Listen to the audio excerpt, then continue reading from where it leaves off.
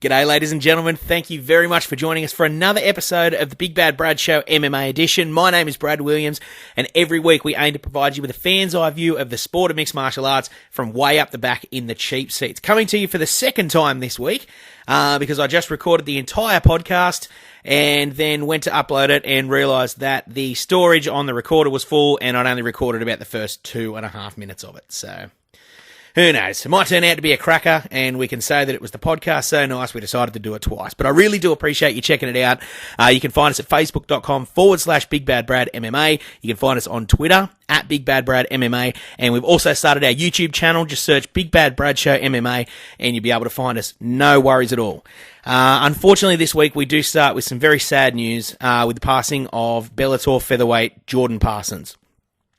He was the victim of a hit-and-run incident last weekend in Florida, in the States, and as a result of that incident, he lost his life at just 25 years of age. So just a terribly tragic story, and our thoughts are with Jordan Parsons' family and friends during what must be an incredibly difficult time. But on to some much happier news for fight fans this week, and some major fight announcements in the last 7 days. Just a couple of days ago, the UFC announced their return to Germany for UFC Fight Night Hamburg on September 4th, Australian time, which is right around the same time as Oktoberfest. So, did someone say best trip ever? I won't be there. I'm so broke I can't afford to pay attention. But if you were ever planning a trip to Oktoberfest and thought, hey, I might check out some fights while I'm there, September would be the perfect time to do it. Also, some other fantastic fight announcements for UFC Fight Night 91 from Sioux Falls in South Dakota. It's taking place Thursday, July 14th, Australian time. It's a card that already features Aussie MMA superstar Kyle Noak and adopted Aussie Ben Nguyen. And it was announced this week that Tony Ferguson would be taking on Michael Chiesa in a very, very important fight in the UFC lightweight division. I only said just recently on a recent episode of the podcast that the only fighter I thought that had improved as much as Tony Ferguson in the UFC was Michael Chiesa. And as fate would have it, now they're going to be fighting each other. Of course, Tony Ferguson was recently announced to fight Khabib Nurmagomedov.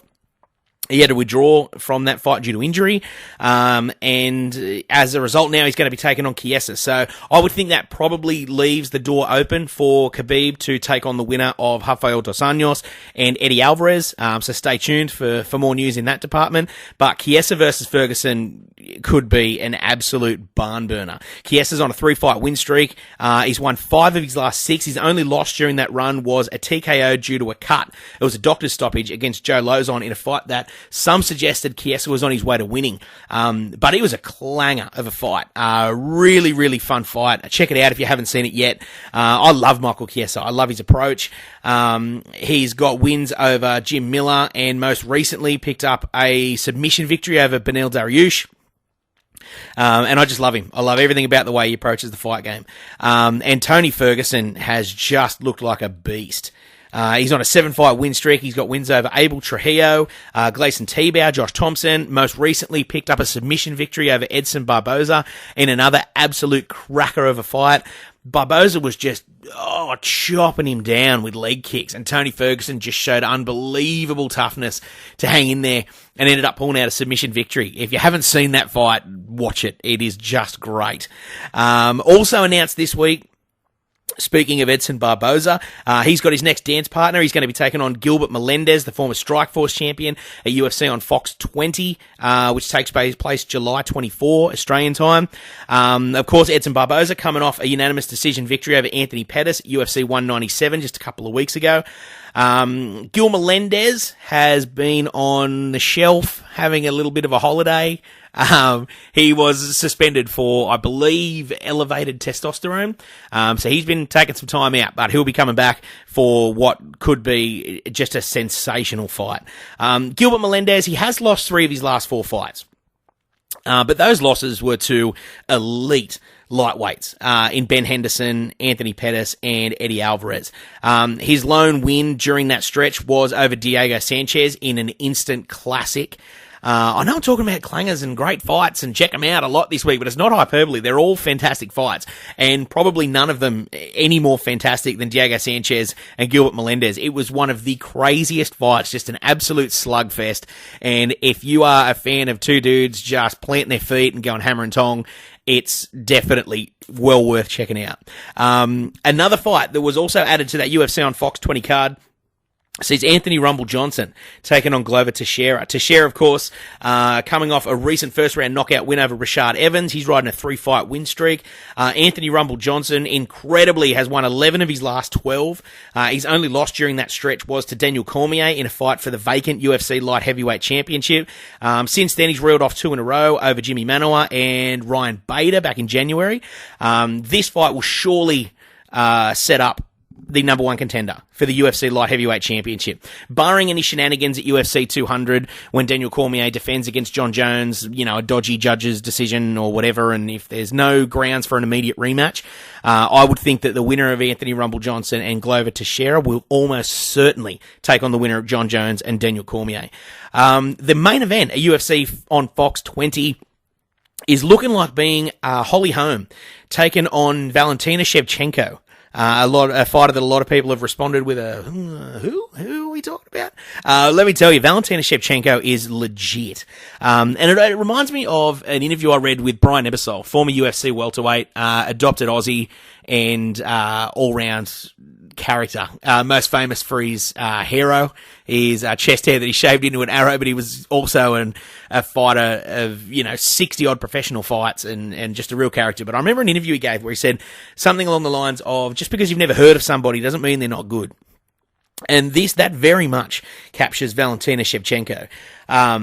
She's 12-2 as an MMA professional, but she was a really, really high-level Muay Thai kickboxer. She had a record of 56-2. She had 2 wins over current UFC strawweight champion Joanna Jędrzejczyk, and she also has an MMA victory over former Strikeforce champion Sarah Kaufman. So just because you might not have heard as much about Valentina Shevchenko doesn't mean that she's not legit. She's going to be a serious challenge for Holly Holm. But there's no dancing around the fact that Holly Holm has much more to lose in this fight than she has to gain. Shevchenko is going to be a tough out, but a lot of people don't know who she is. Holly Holm obviously has that absolutely iconic moment of knocking out Ronda Rousey with the head kick, and most recently lost her bantamweight championship to Miesha Tate. But the fact of the matter is, there's only so many people up the pointy end of the division, and a lot of them are already booked. Valentina Shevchenko actually lost her most recent fight to Amanda Nunes, who's going to be challenging Miesha Tate for the bantamweight championship.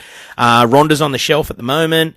There's only so many fights to go around, and Holly Holm wants to stay active. As a fighter, you only get so many years to make money, because eventually, one day, you just can't do it anymore. So good on Holly Holm for wanting to stay busy. And the fact of the matter is, Holly Holm's history as a boxer has been very well documented. Shevchenko is a legit kickboxer. This could turn out to be an absolute clanger. So, don't be too quick to write it off, because we could be in for a treat. Also this week, some rumoured fights. So they're yet to be set in stone, but there's some serious rumblings. The first of which is a rematch between Carlos Condit and Nick Diaz. Again, these are just rumblings online. Nothing is certain just yet, but there are some whispers that Carlos Condit could be the man to welcome Nick Diaz back to the octagon. So, stay tuned. We'll keep you posted with that as soon as anything official comes to light. Another fight that is a little bit closer to being made official and is basically a foregone conclusion is Robbie Lawler defending his UFC welterweight championship against Tyron Woodley at UFC 201 on July 31st, Australian time. Woodley has won 4 of his last 5. He's on a 2-fight win streak over Dong Hyun Kim, and also picked up another win over Kelvin Gastelum back in January of last year in Las Vegas, a fight that I was actually at. It was the undercard of Nick Diaz and Anderson Silva. 19 months is a long time to be on the shelf and come back and challenge for a world championship. But Tyron Woodley's a world-class athlete, and I'm sure he's going to give it a red-hot go. It's an amazing opportunity. And Robbie Lawler has been in career-best form, coming off a split decision win over Carlos Condit in an absolute classic. A very, very close split decision. A lot of people, myself included, actually thought that Carlos Condit maybe won the fight, but there was no need to throw your toys out of the cot with the decision, because I could definitely see an argument for Robbie Lawler winning that fight as well. It was just a spectacular fight, one of the best fights in UFC history, and Robbie Lawler looking to jump back into the octagon once again, July 31st. It's basically a lock, but we're still waiting for it to be confirmed. Another rumoured fight is the now infamous rematch between Conor McGregor and Nate Diaz. Of course, they were scheduled to be the main event at UFC 200. That all fell by the wayside due to shenanigans, but it looks like the rumours are that Conor will be taking on Nate Diaz at UFC 202 on August 21, Australian time. Again, there's not even a venue set for that card, so nothing set in stone yet, but it's looking like that may be the case, so we will keep you posted as soon as anything is made official. Speaking of Conor McGregor, this week he was one half of one of the most bizarre rumours that I can remember in recent times as far as combat sports. To paint the picture for you, a UK tabloid suggested that Conor McGregor was set to fight Floyd Mayweather in a boxing match coming this winter Australian time, so presumably June, July, August, sometime around then. And this rumour caught fire quicker than a hiccup. It was crazy how many people jumped all over this story. Ariel Helwani, arguably the most respected MMA journalist in the world, was very quick to come out and just shoot this down straight away with an absolutely spectacular point. Conor McGregor is contracted to the UFC. He can't just go and fight Floyd Mayweather in a boxing match. So, as much as people like to stir up conversation and get the rumour mill into full swing, Conor McGregor fighting Floyd Mayweather in a boxing match is highly unlikely. But, now that I've gone and written it off, they'll probably announce it next week. But I would be very, very surprised if Conor was fighting Floyd. As I just mentioned, it does look like he's scheduled to fight Nate Diaz at the end of August. And I just don't see the point in Conor fighting Floyd Mayweather in a boxing match. It's a lose-lose situation. Because Floyd, whether you love him or hate him, is undeniably one of the greatest boxers of all time. So if he goes out and beats Conor in a boxing match, what's it really proved? It'd be like saying, Roger Federer should play Cristiano Ronaldo in a tennis match just because both their sports, involve balls. Yeah, there's punching in MMA, but MMA and boxing are two completely different sports. And if Federer went out and towed up Cristiano Ronaldo at Wimbledon, so what? We expected that before it. So, as much as people like to fantasy book and say, oh, imagine if Conor fought Floyd, and imagine this, imagine that, I would say it's highly unlikely to happen. So we move forward now to a preview of the UFC's next fight night, and it's just around the corner. As of the recording of the podcast, it's about 6 hours away.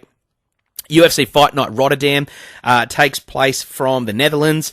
If you're going to watch this one, once again, you're either going to have to stay up late or you're going to have to set your alarm. The UFC Fight Pass prelims kick off at 12:30 a.m. Australian Eastern Standard Time. The prelim card on Fox Sports kicks off at 2 a.m. and the main card kicks off at 4 a.m. But, if you're a night owl or you got not much on tomorrow, it's definitely worth staying up and having a look because there's some fun fights on this card.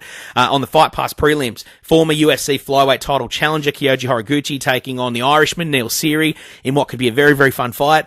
Jan Cabral taking on Reza Madadi could also be just a whole lot of fun to watch. Rustam Harbalov is on the card. Carolina Kowalczyk, or Kowalkiewicz, Carolina, let's just say that.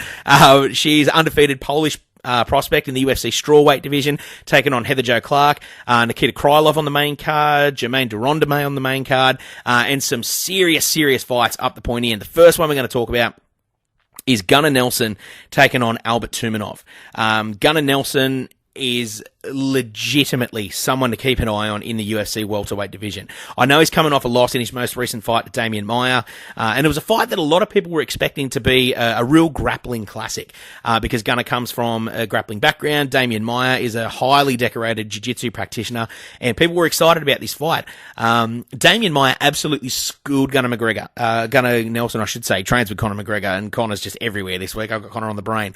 But he really did give Gunnar a lesson in Brazilian Jiu-Jitsu in that fight. And there's no shame in that. Damian Maia is, in my opinion, the best Brazilian Jiu-Jitsu practitioner ever to compete in MMA. He's a 4th degree black belt. I think he was only awarded his 4th degree black belt this week. And he is just on another level as far as pure Brazilian Jiu-Jitsu. And his using that in MMA is really just a sight to behold. His fight with Neil Magny Damian Maia's fight with Neil Magny was just beautiful to watch. If you're a fan of MMA grappling, it was really something special. So there's no shame in Gunnar Nelson being beaten by Damian Maia.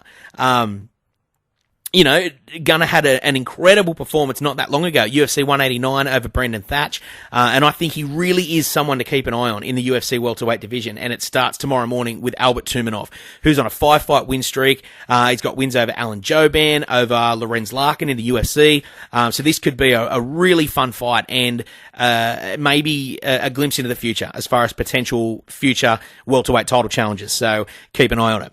The co-main event from Fight Night Rotterdam, we'll see Antonio Bigfoot Silva taking on the Dutchman Stefan Struve. Struve and Bigfoot are both fighters potentially at a crossroads in their career.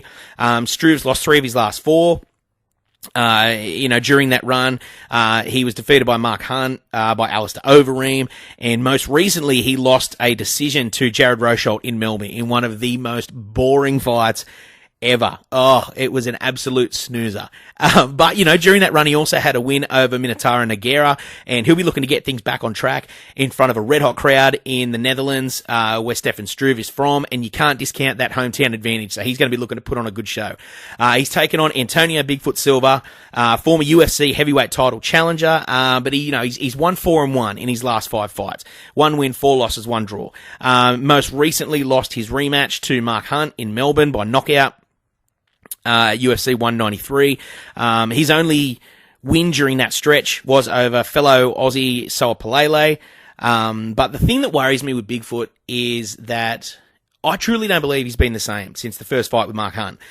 Since that fight, he has suffered some bad knockout losses. The one that I just mentioned with Mark Hunt in the rematch, and he was also knocked out badly against Frank Mir and also by Andrei Arlovski. As a fan and someone that loves MMA and has such respect for these fighters, you just don't want to see someone stay too long. But the fact of the matter is, he's got every right to fight for as long as he wants to fight for, and who knows, he might come out against Stefan Struve, have an absolute clanger, and turn it all around. And I really hope that both guys put in a great performance, because it really is a must-win fight for both Stefan Struve and Antonio Bigfoot Silva. So I hope they put on a classic, and I hope we get to reap the benefits. And it really, excites me to think of these guys going in there, 2 big heavyweights, just going hammer and tong. Speaking of heavyweights, the main event of UFC Fight Night Rotterdam sees Andre the Pitbull Arlovski taking on Alistair Overeem. A recent setback for Andrei Arlovski. He was knocked out by Stipe Miocic in January, but prior to that, he was on a 6-fight win streak, with wins over Brendan Schaub, over Bigfoot Silva, as we mentioned, over Frank Mir, over Travis Brown, who's about to fight Cain Velasquez. He really looked to be in career best form. And this is a guy who's a former UFC heavyweight champion, so that's saying something. And this is a hugely important fight with Alistair Overeem. Overeem himself is on a 3-fight win streak. He's got wins over Stefan Struve, over Roy Big Country Nelson, and most recently a TKO victory over former UFC heavyweight champion Junior Dos Santos back in December. Overeem really looks like it's starting to click for him. He really looks like he's starting to show some of that potential that people were so excited about when he was signed by the UFC. He came in and just destroyed Brock Lesnar in what turned out to be the last MMA fight of Brock's career, and there was such excitement, and then it's been hit and miss for Reem since then. But he looks to be putting it all together. Arlovski, despite the most recent setback, has looked unreal prior to that, and this could really be just a great fight in the UFC heavyweight division, and a really important fight. I think the winner of this fight gets catapulted straight into the point end as far as heavyweight contenders, particularly Overeem. As I say, he's got that 3-fight win streak. If he was to beat Arlovski and beat him impressively, I don't think it's out of the question that he could be in the conversation to take on the winner of Stipe Miocic and Fabricio Verdum at next weekend's UFC 198, provided Cain Velasquez doesn't beat Travis Brown at UFC 200. I've said it a million times before, but I truly believe if Cain gets over Travis Brown, he will be the next challenger for the heavyweight title. But if Travis Brown pulls off the upset against Cain Velasquez, and Overeem wins against Arlovski in Rotterdam, then he would most certainly, I think, be next in line for a crack at the heavyweight championship. As far as Arlovski, If he picks up a win over Overeem, I would love to see him fight Mark Hunt. I think that fight would be absolutely sensational. There was some chatter that Mark Hunt was gunning for a fight with Junior Dos Santos. Junior most recently had shoulder surgery, so he's going to be on the shelf for a little while. So if Arlovsky gets over Overeem, I think a fight with Mark Hunt makes absolutely perfect sense. And what's exciting about that is nothing is set in stone just yet, but it's been heavily rumoured that the UFC will be making their return to Australia in November of this year, and they are trying to decide between Sydney and Melbourne as the venue. So if they're looking for a headliner for that card, Andre Arlovsky versus Mark Hunt would fit the bill perfectly. I know if they announced that fight, I would be there front and centre. Maybe not literally front and centre, I'd be up the back, in the cheap seats, but it would be a fight that would definitely get Aussie fans absolutely buzzing. We love Mark Hunt. We love watching him fight, and a heavyweight tilt with Arlovsky with serious title ramifications. Something. Sign me up now. So, as I say, if you're going to watch this one, UFC Fight Night Rotterdam, you're either going to need to stay up late or you're going to have to set your alarm. The Fight Pass prelims kick off at 12:30 a.m. Australian Eastern Standard Time. The prelim cards on Fox Sports kick off at 2 a.m. and the main card kicks off at 4 a.m. Check your local listings elsewhere in Australia or indeed internationally. So with that said, that brings us to the end of another edition of the Big Bad Brad Show MMA. I know I say it every week, but I really do appreciate you guys checking it out. It really means the world to me. So thank you so much. As I say, you can find us at facebook.com/Big Bad Brad MMA. You can find us on Twitter at Big Bad Brad MMA, and you can find us on YouTube. Just search Big Bad Brad Show MMA and you'll be able to find us. No dramas at all. Thank you so much for checking out the podcast. It's been a pleasure to do not one, but two podcasts for you this week, and I will catch you next time.